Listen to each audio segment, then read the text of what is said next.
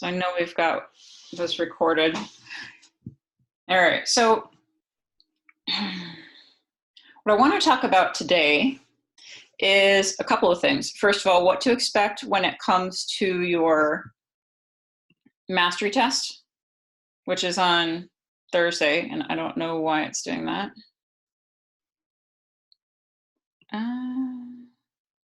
Let's see. Not quite sure.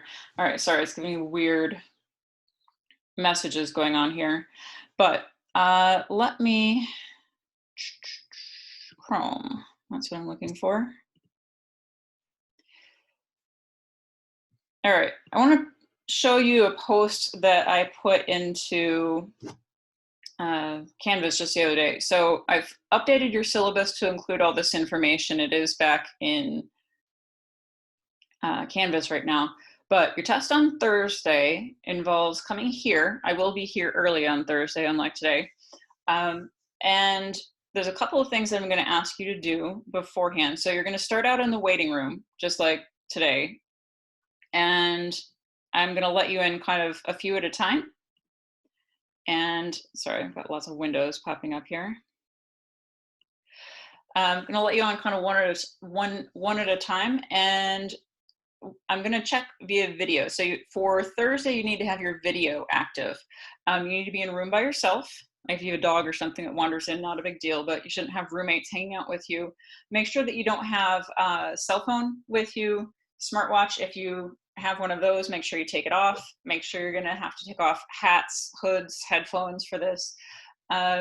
And make sure you're actually on a table or a desk as opposed to having a computer sitting on your lap or bed or floor or something like that.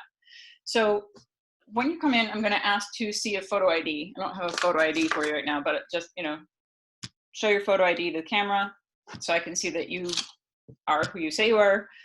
There's not going to be that many of you, so we've split you into a couple of groups, so there's going to be about 20 of you that are going to be with me and 20 are going to be with Zach.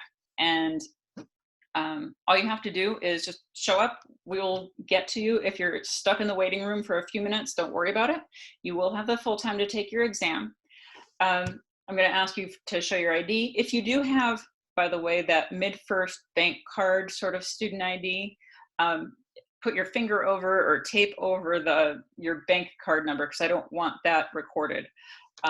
But any kind of ID is fine. ASU ID, driver's license, passport, whatever it is that has your name and a picture on it, other than, like I said, a credit card or bank sort of ID. Anything like that's fine. You need to have a light on so that I can see your face in there. And you need to not cover up your webcam. So don't go stick your finger over the webcam in the middle of this. During the test, you're going to leave your microphone on, but once we're all set to go, you can turn your speakers down or off so that you don't hear any background noise from other students, whether it's somebody came in late and I have to say something to them or somebody's needing to leave, whatever it is. You can turn your speaker down so you don't hear one another, but you're going to leave your microphone on so I can hear what's going on by you. So that's the little microphone thing for your test. You're going to leave that on.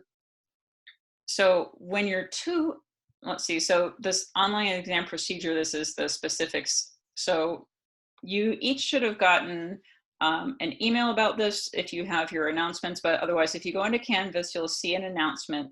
You'll only see one of the two. There are two up there, one for, it's like it says testing group number 1 or testing group number 2. You're just split into two bunches, they're the same. But just follow the link that's in that announcement as opposed to the link that you used to get here today. Follow that link and you'll get to a room like this. It's not the same permanent ID number that I use for all the other lectures. It's a special room that's set up with some different settings for our test. This is all of the things. There is a password to get into the exam room. That's in your announcement. It depends on what group you're in, what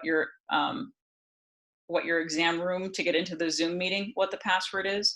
But once we're all checked in, like I said, it'll not take too long. Once we're all checked in, I will just in the chat, and I'll also say it aloud, but in the chat, I'll type out what the password is to your exam. Your mastery exam's in iMath AS. You should see a link to it now. It's actually, I don't know if you see it now.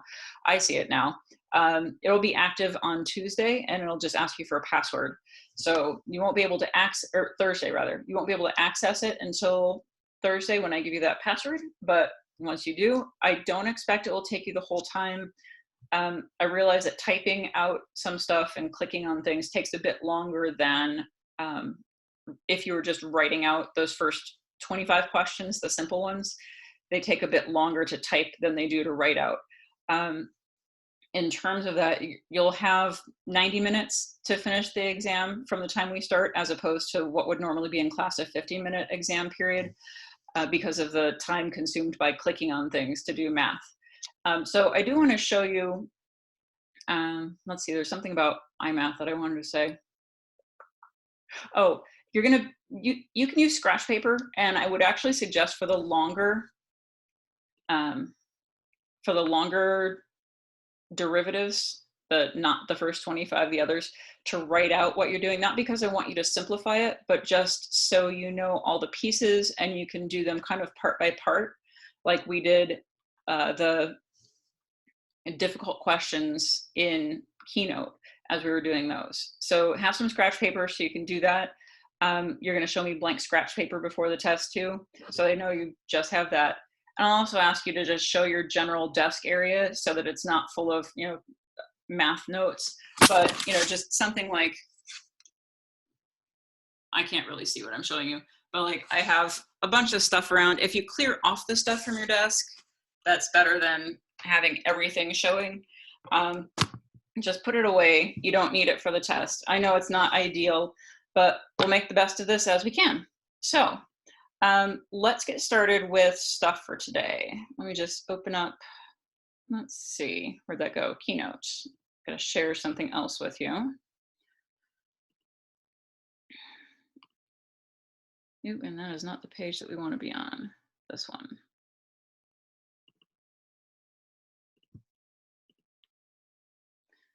All right, ooh. Sorry about that. There's all these things over top of what I'm trying to click on. All right, so, making sure I didn't mute myself while trying to move this out of the way. So on Thursday last week, we were talking about critical values and analyzing functions based on those. And what we did on Thursday at the end was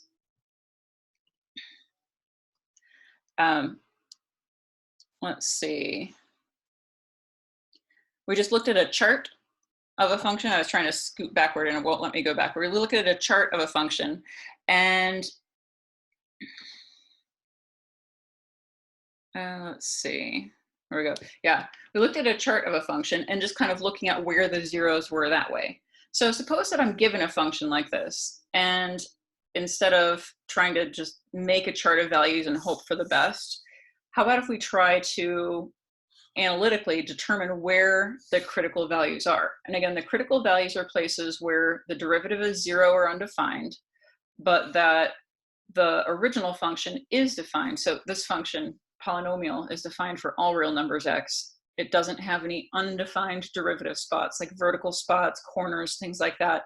So in terms of that, the finding the derivative of this and finding the critical values of this are much simpler than some other cases.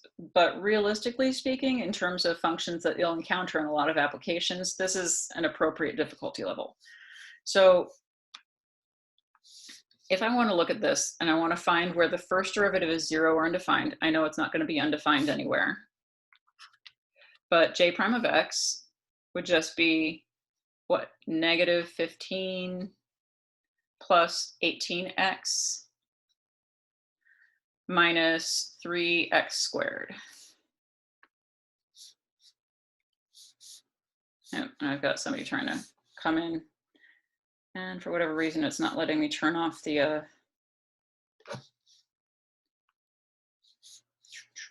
got too many things on top of one another here.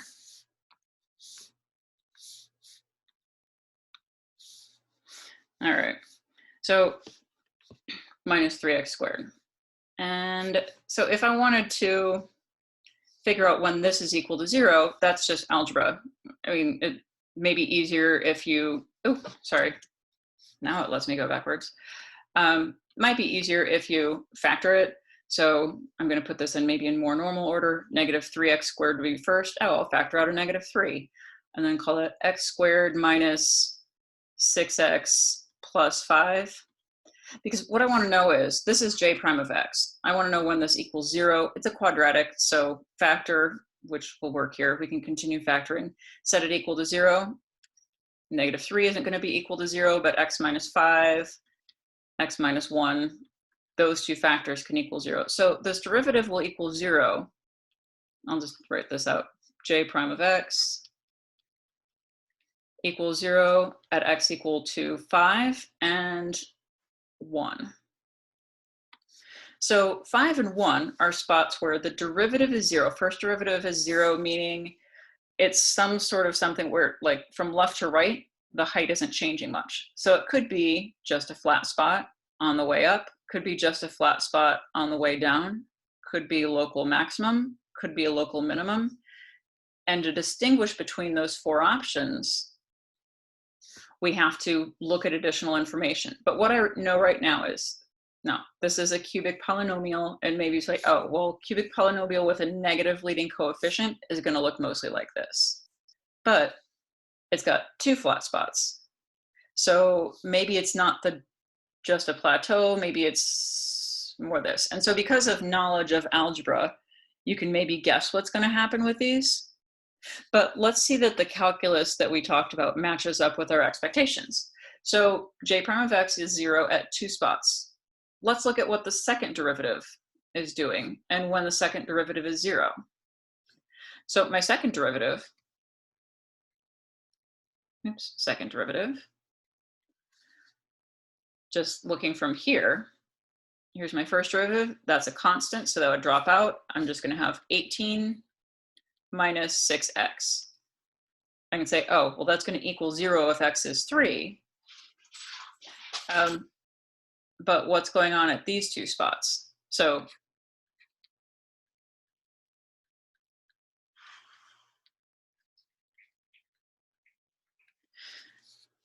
at x equals 5, the second derivative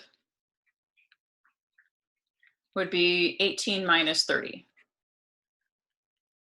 So negative 12, but the key point of that is it's negative. And if you remember what we talked about with second derivatives, a negative second derivative indicates that the first derivative is decreasing. So from a positive towards a negative, or at least towards 0. So I've got a spot where my graph is turning downward and the first derivative is 0. So at x equals 5, I've got a local maximum. Now I know that polynomials, the ends go up and down to positive and negative infinity. So this isn't going to be the highest spot overall, but it is what's called a local maximum. And similarly, if I check what's going on at the other critical value of the first derivative, at x equals 1, I'd get 18 minus 6, which is positive 12. So key part about it being positive is that means my first derivative is increasing. The second derivative is the derivative of the first derivative. It tells us the rate of change. It's increasing at a rate of 12 per, 12 y's per, or 12 y primes per x, however you want to say that. But increasing first derivative from negative to 0 or from 0 to positive, and having a first derivative of 0 can only happen at a spot like this, which is a local minimum. So we've got a local max and a local min. And so it does match up with this sort of pattern. But we've got, let's see, at x equals 5, we've got a maximum, and at x equals 1 to the left of that, we'd have a minimum. So we didn't work out what any values of j of x are, any y values in this function. So I don't know where this is top to bottom. Maybe it goes through 2. But at x equals 1, I know I've got a local minimum, and at x equals 5, I've got a local maximum. So whatever else is happening, I can maybe, piece together something like that. Without plugging in a whole bunch of numbers, what we did was just a couple of simple derivatives, derivative of a polynomial, and then another derivative of a polynomial, but more interpreting. Here's where my first derivative is 0. Now I could have looked at what are the signs of the first derivative to the left and to the right of this, and to the left and the right of that. That's plugging into a quadratic, not quite as easy as plugging into a linear function, but that's just as valid in terms of interpreting what sorts of points it is that we have. So we could have looked at values of j, we could have looked at values of j prime, we could have looked at more different values of the second derivative, j double prime. In fact, this I didn't use again. The second derivative is 0 at x equals 3. Again, if you have second derivative negative, it's this shape, positive, it's that shape. And if it's 0, it's changing from one to the other. That's our inflection point then, because I do know that I have a negative, a positive here and a negative there, second derivative. So at x equals 2, maybe that's right there, the curvature changes from curved up to curve down. And notice it's not halfway in between those 2 points. Inflection points don't have to be halfway between maxes and mins. It all depends on what your function is. In this case, it's much closer to the x equals 1 local minimum than to the x equals 5 local maximum. All right, in any case, let me clear this off and let's talk about, generally speaking, then what we're gonna do.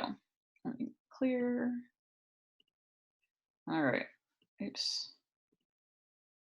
Clear, and change this to a mouse so I can do something else. All right, so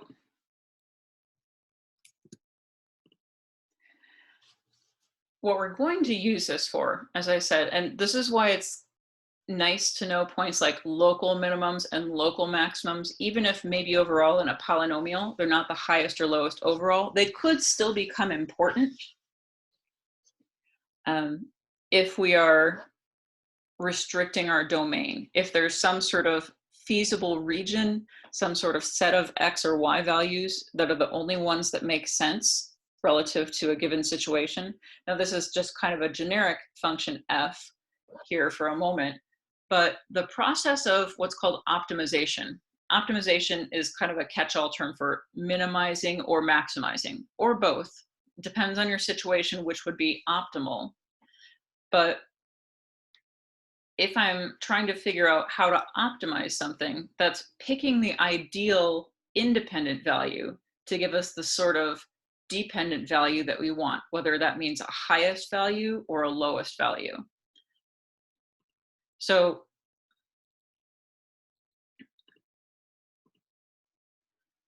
just in terms of a few points here, I could say, just looking at these 3 points, relative just to these 3, x1 gives me the highest output value, x3 gives me the lowest output value.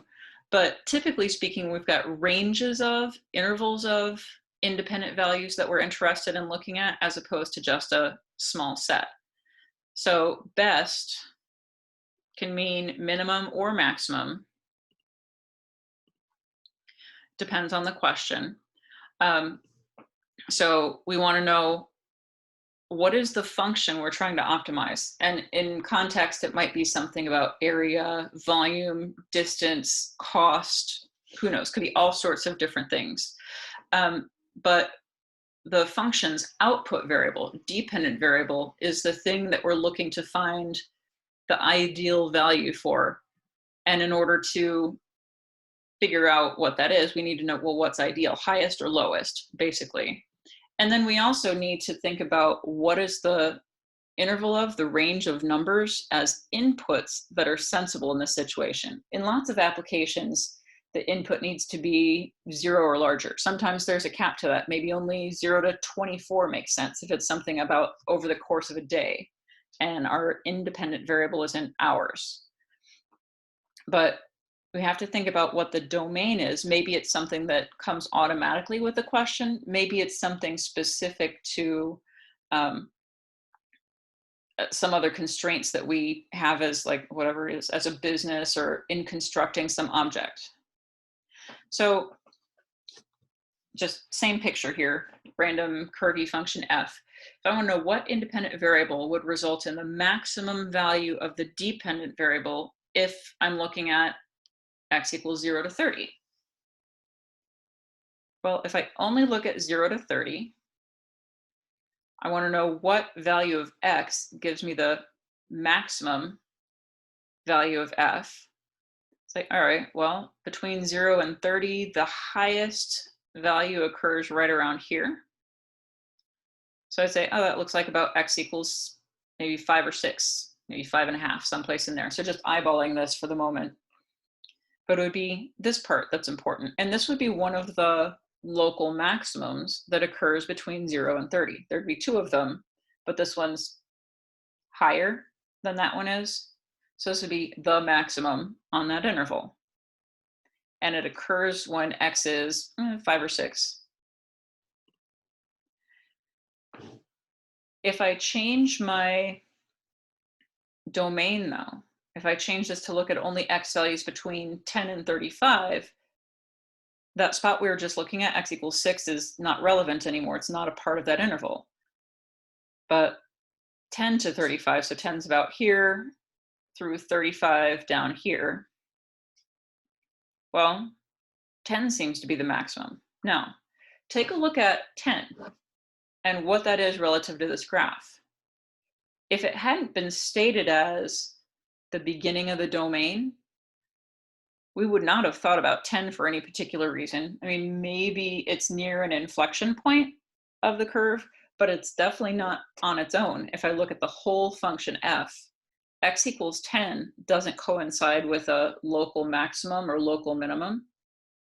The only reason it became important was because of the stated domain. And that's something else to watch for with applied problems or something where you're given a restricted domain, a restricted range of numbers for your independent variable. The endpoints, even though they're not otherwise important, become important.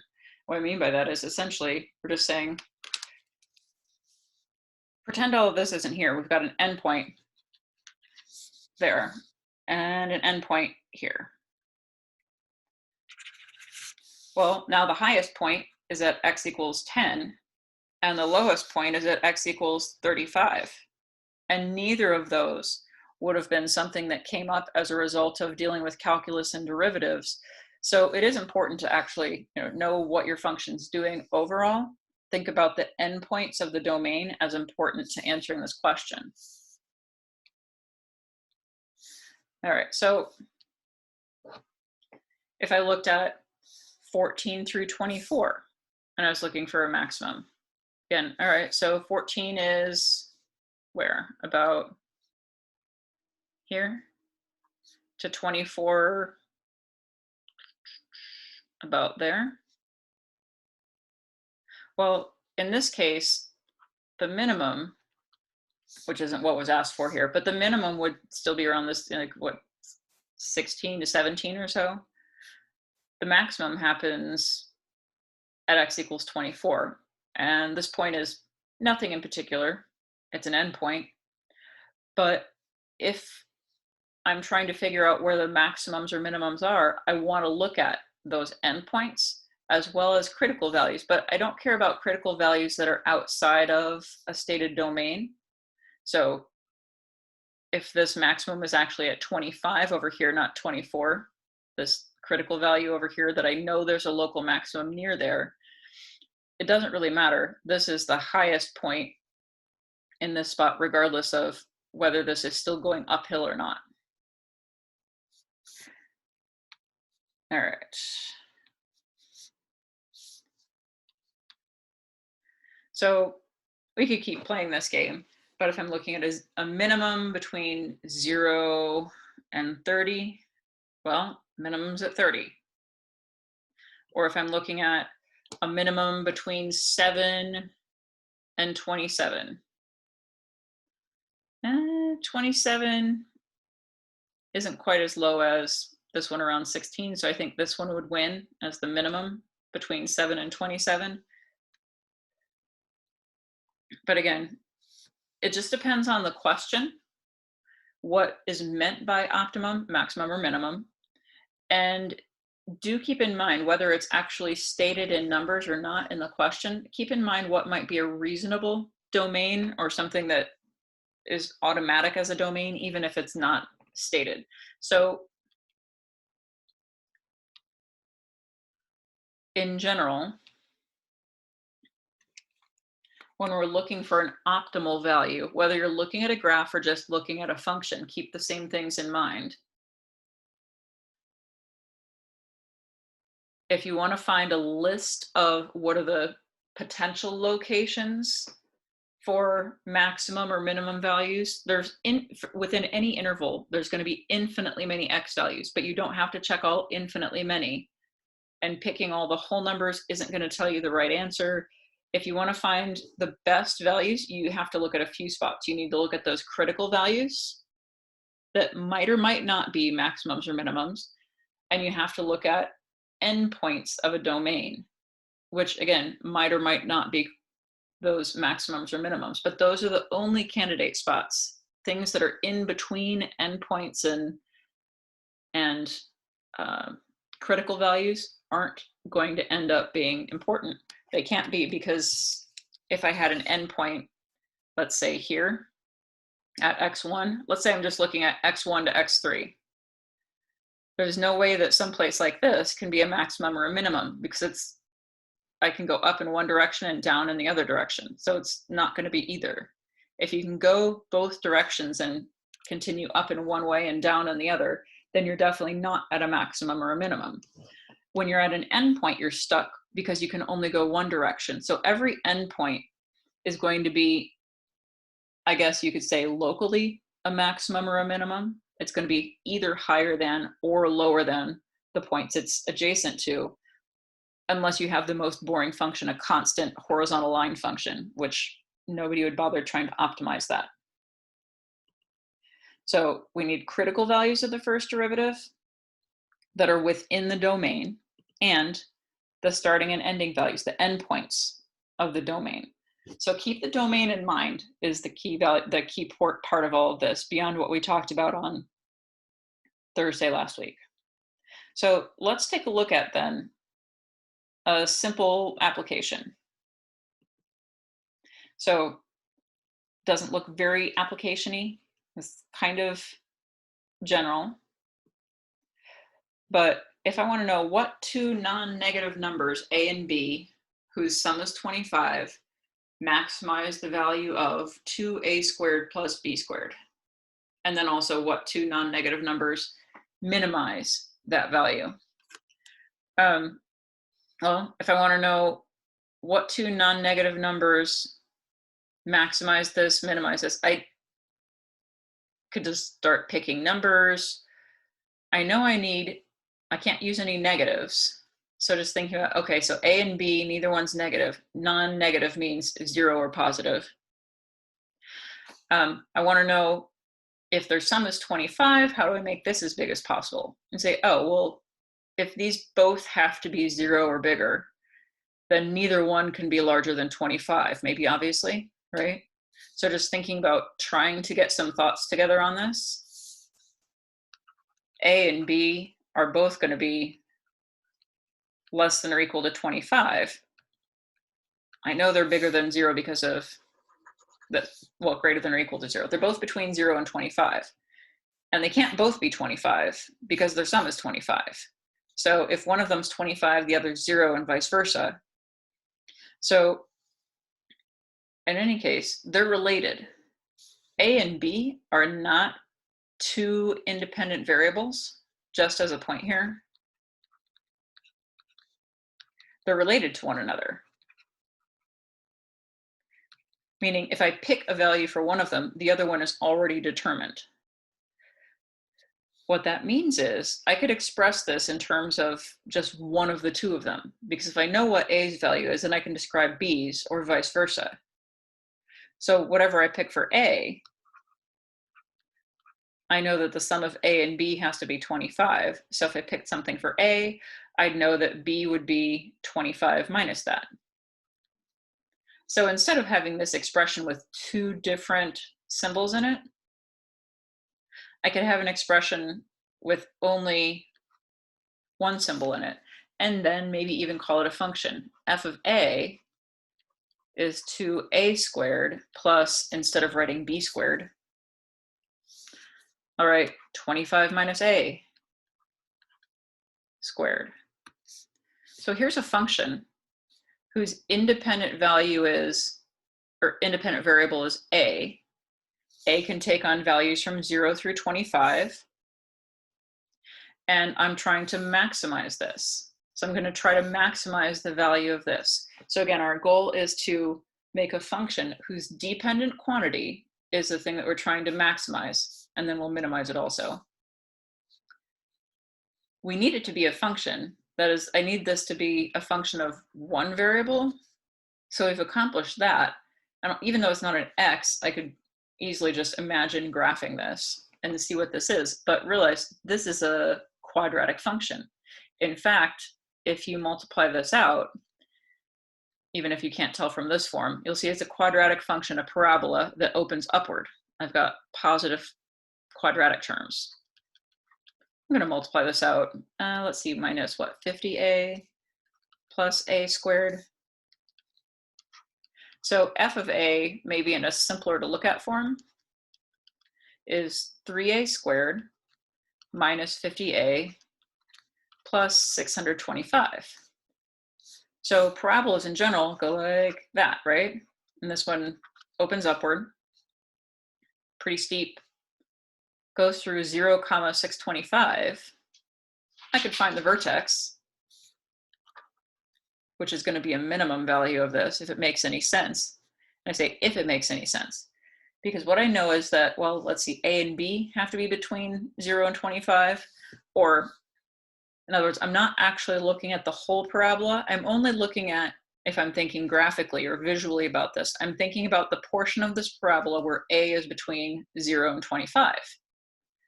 And I know 0 is going to be up high. It's going to be 0, 625. But let's see, I'll just write this here. 0 to 25 is what we're looking at. So let's figure out where that vertex is. We could do the algebra way, negative b over 2a, but derivative's also pretty easy here. 6a minus 50 would be the first derivative. It's only equal to 0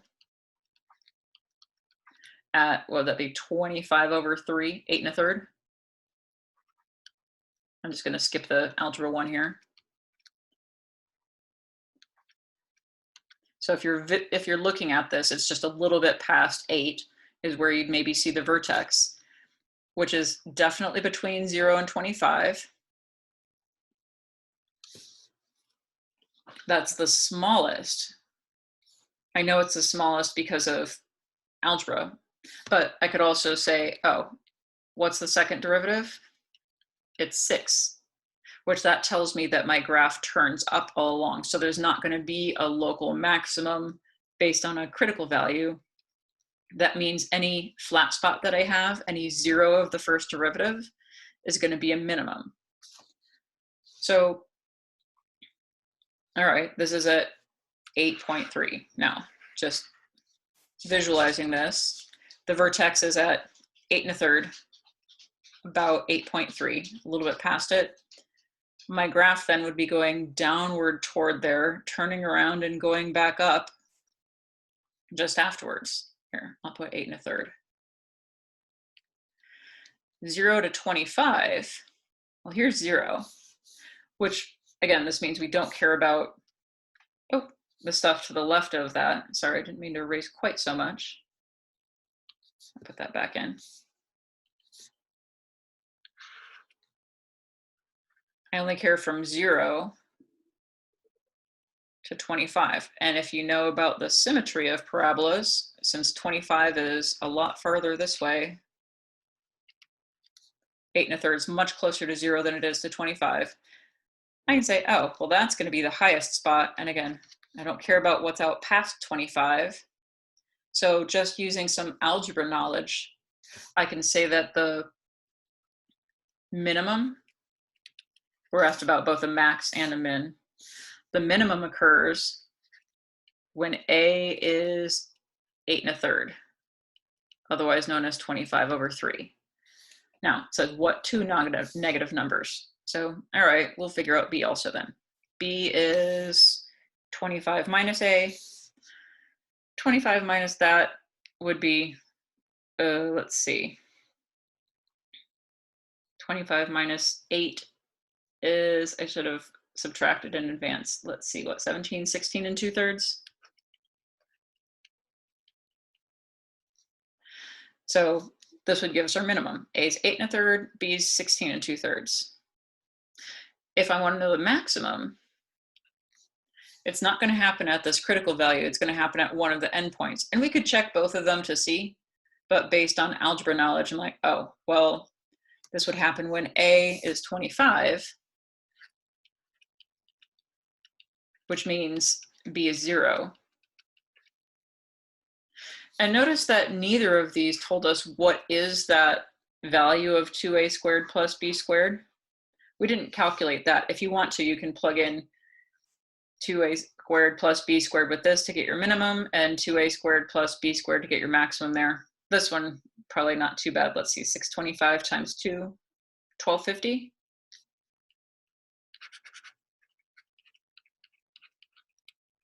That maximum occurs when A is 25 and B is 0. This one, I'm not going to try to do that mentally, but it's at the vertex in any case. So it's not quite a story problem. This is kind of one of those in between. There's a story to go with it, but it's kind of a generic just computation problem.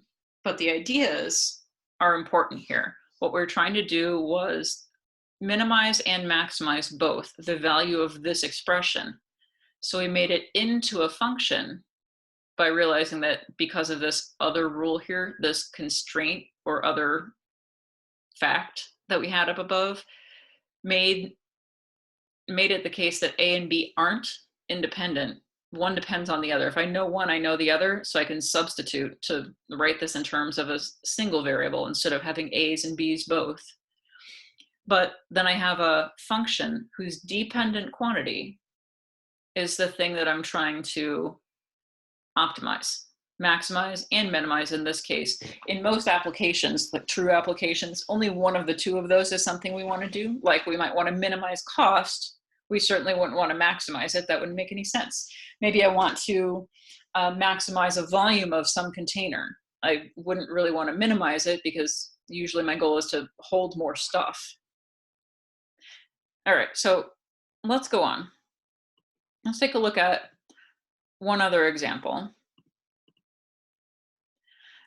So just the written version of what I said. The key to optimization is make a function whose dependent variable is the quantity that you're trying to maximize or minimize.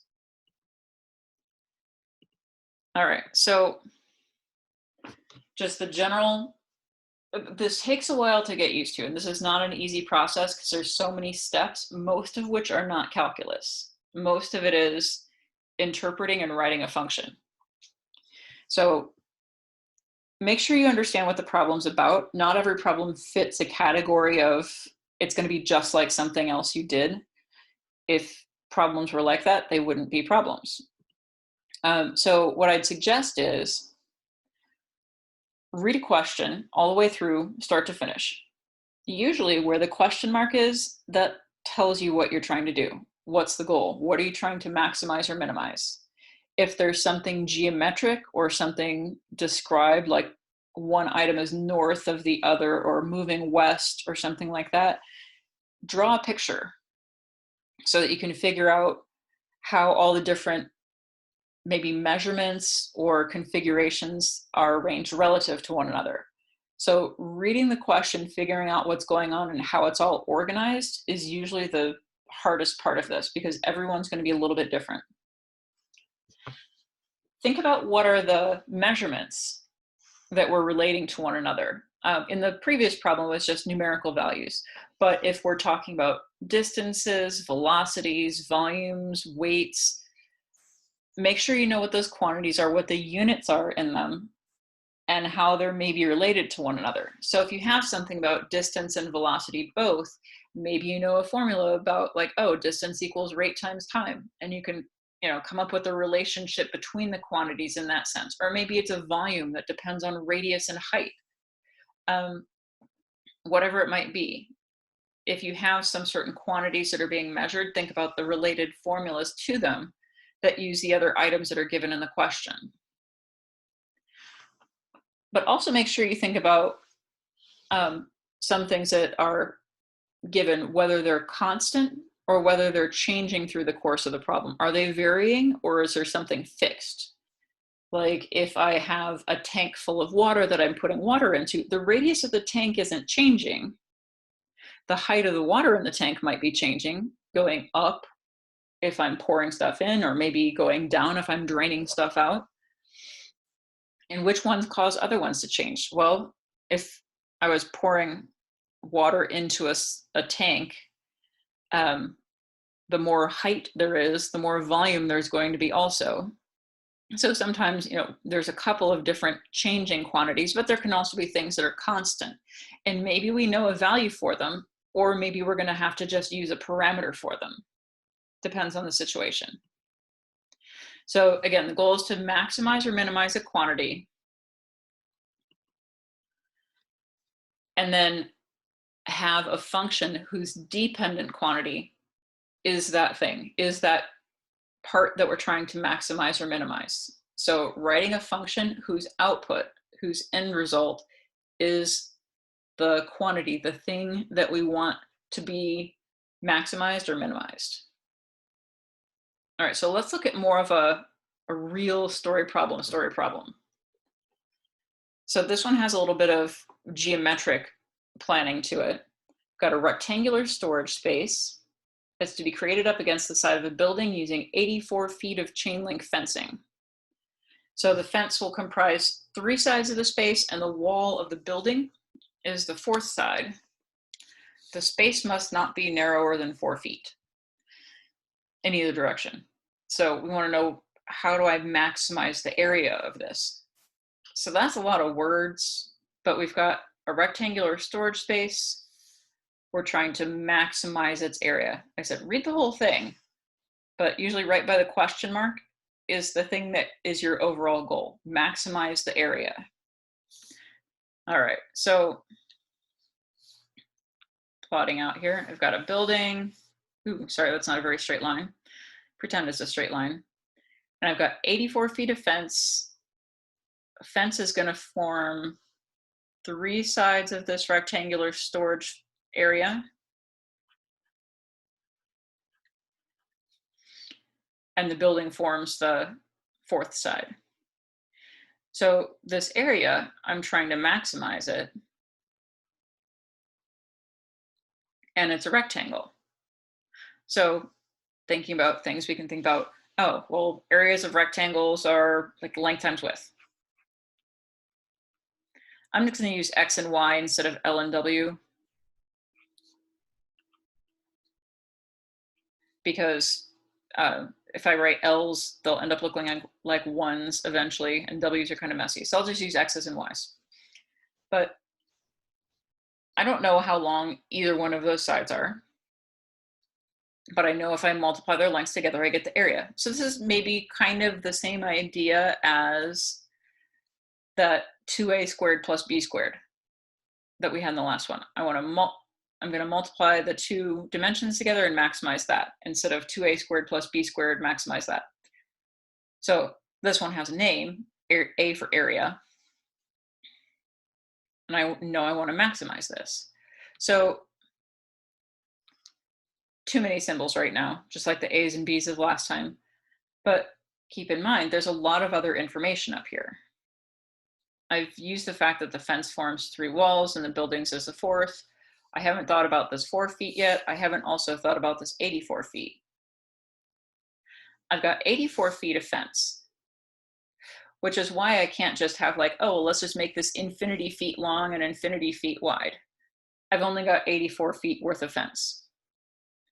So in the construction that I gave this, the number of feet of fence is most related to perimeter, right? Well, it's only 3 sides, but it's this plus that, 2 y's and an x. If I'm going to make this as big as possible, I might as well use all of the 84 feet of fence, not have some left over. So I'll just say 2x plus y is 84. In reality, be less than or equal to. Certainly not going to be 0. But this gives us a relationship between x and y. I also know individually that x has to be greater than or equal to 4 and y has to be greater than or equal to 4. Because I can't have this narrower than 4 feet in either direction. So I could think about, like, just to scale, maybe it's a really narrow, long fenced in enclosure this way, or maybe it's narrow this way. You can think about how much fence these use. This uses a lot because I've got the 2 long sides and 1 short side as opposed to vice versa. This one looks kind of in between, but in terms of drawing a picture, that can maybe help you imagine what would need to be true about this, like what sorts of sizes make sense. But I could have, like, for instance, if these were 4, the smallest they're allowed to be, that's 8 feet used so far. So the rest of the feet of fence could go toward this side, which would be what, 76? So 76 by 4 would be one kind of boundary case area. Or if this was 4, there'd be 80 feet of fence left for the other 2 sides. So that'd be 40 by 40, 40 and 40. But this one I can see, all right, 40 by 4, that's 160 square feet. 76 by 4, that's a lot more. Let's see, what, 152 times 2? 304 square feet. But everything else is going to be somewhere in between measurement-wise that doesn't tell us what the area is going to be because it's a product. It's not like the adding that we had before. But let's think about making this area expression into a function, taking into account our constraint, the fact that we only have 84 feet of fence. So I could solve and get x by itself more easily than y, so I'll do it that way, but it doesn't really matter. X is the same as 84 minus 2y. So in my expression here, instead of writing x, I'll write 84 minus 2y. So converting this, so now it's y times 84 minus 2y instead of y times x. So I've got area as a function of y, and we could graph this, we could take its derivative, but regardless, we're only going to look at y values within a certain range. So I know y has to be greater than or equal to 4. Also 84 minus 2y, x that is, has to be greater than or equal to 4. So that would be, what, negative 2y is greater than or equal to negative 80. So y is less than or equal to 40. That's the same 40 we had here. So y is between 4 and 40.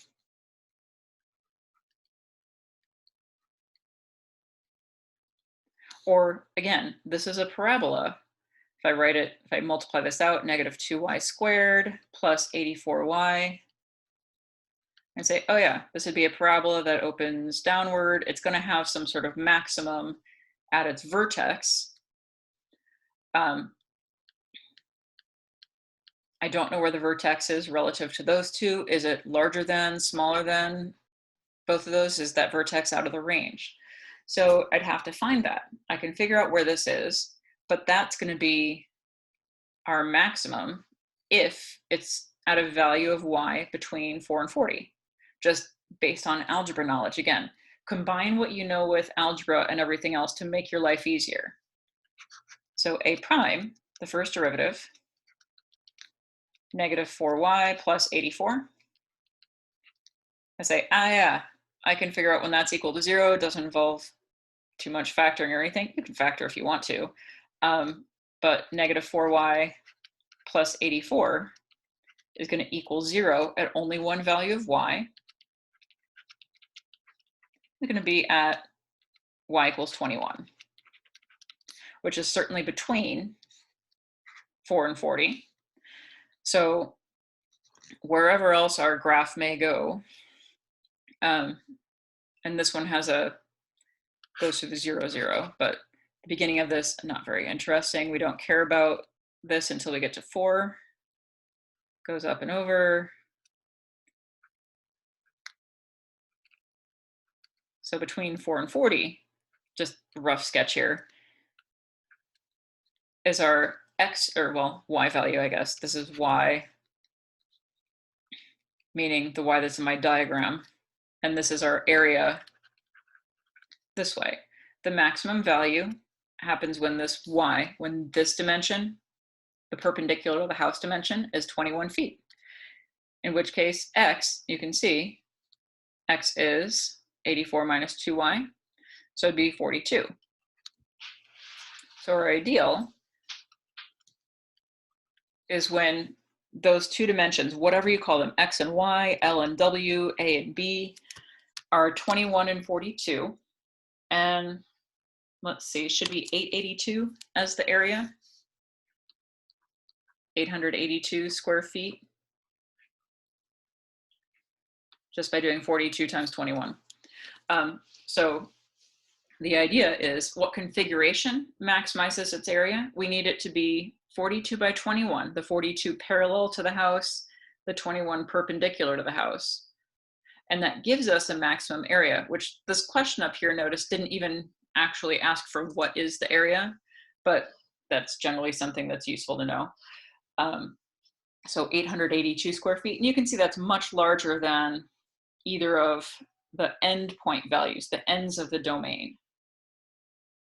But also just because of this being a fairly common sort of shape, just like the cubic function we dealt with first and the parabola we dealt with in the last one, a lot of times application questions aren't the worst ever sorts of questions. They're not the weirdest functions. So in any case, I want to stop this keynote for right now. Here's what I want to do. So I know I said on the lesson plan I was going to do derivative review first, but I also needed to, my office hours are now going to be directly after lecture on both Tuesday and Thursday. So on Thursday this week, going to the mastery test, I'm not going to have office hours then, because the test, depending on when we get started and how long it takes people to finish their 90 minutes, might go a little bit into that. But in any case, I'm going to have office hours directly after this. I am going to clear off all this stuff though and show you one last thing to think about for next week. I just want to put this up there. It's already in the keynote slides that I posted last week, but let's see, maybe. There we go. This is a question we're going to talk about next week after your mastery test. So we're going to talk about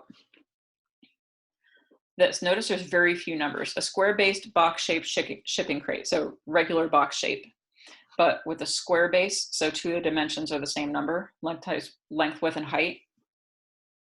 The material for the base costs twice as much as the material in the sides, and the material for the top costs half as much as the material in the sides. Notice we're not giving any costs. We want to just, what are the dimensions that minimize the cost of the materials? We're not going to know what that cost is because we don't have any costs, but we have relative costs, so we can use a parameter. So if you're looking to think a little bit more about this optimization stuff, look at that. But I am going to close out of Keynote and go back to video. Let's see. Nope, I'm not trying to do that. It wants me to open up something else. So if you have questions, I'm going to try to figure out how to do this. I don't know why it's not showing me my gallery. There we go. So if you have questions, let me see if I can unmute anybody. Please let me know. I'd like to take questions if you have them, whether it's about optimization, about your mastery test, or anything else. So I just unmuted all of your questions. So just anybody that has a question, please feel free to ask. Or if you prefer to type it, you can type it in the chat window. But I'm going to have office hours, I guess, kind of starting now. If you want to stick around for questions, you can. But please ask if you have a question. Otherwise, you are free to go, and I will see you at your designated link on Thursday.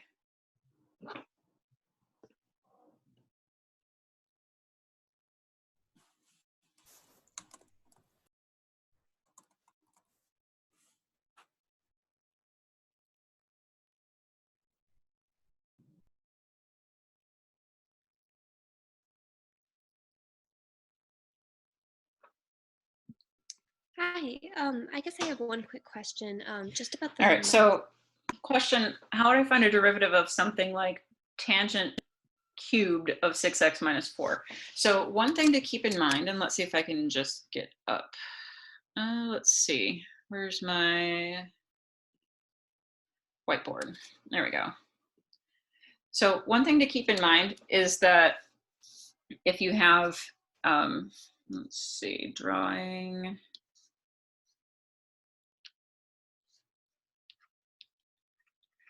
Lots of times, let's see, 6x minus 4 is what you said. Lots of times it's written like this.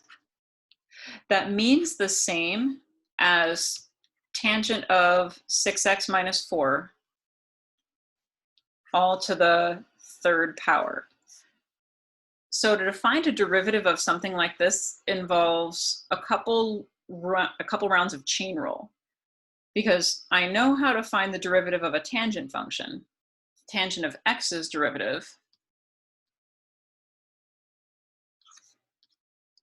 is secant squared of x. It's not tangent of x though, it's tangent of 6x minus 4. So that inside part to this cubed has its own derivative that involves chain rule.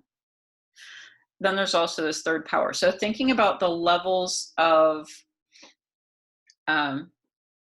chain rule here, if I plug in something for x, I do the 6x minus 4, this linear function first, and then I take a tangent, and then I'd take a third power. So working from the outside in, kind of undoing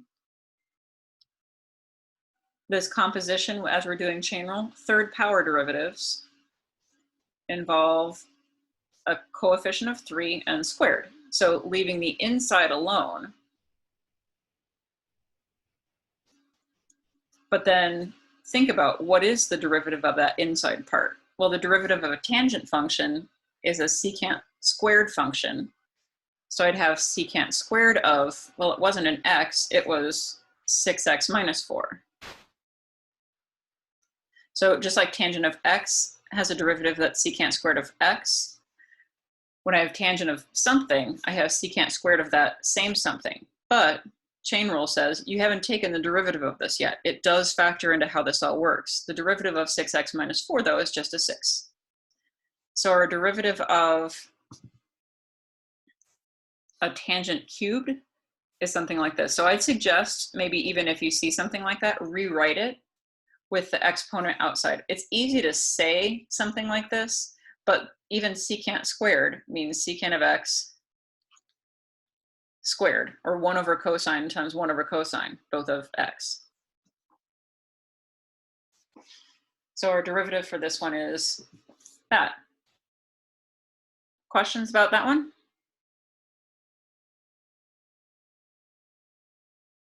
All right, what about other things? Let's see, we've got trig functions, inverse trig functions.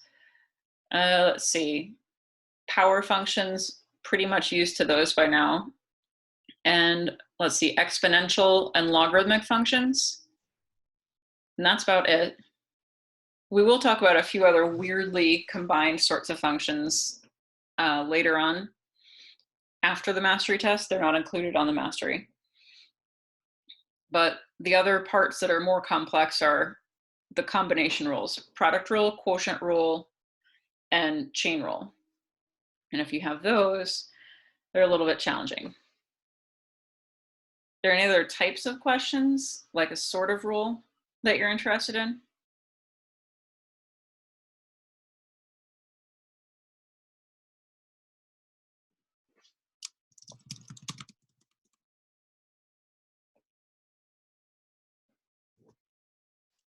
All right, well, study well. And I will see you on Thursday. I'm going to hang out here because it's my office hours. So if you think of something else, come on back in. It's the same link. I will still be here. But I will just hang out doing calculus by myself for a little bit. Thanks, Layla.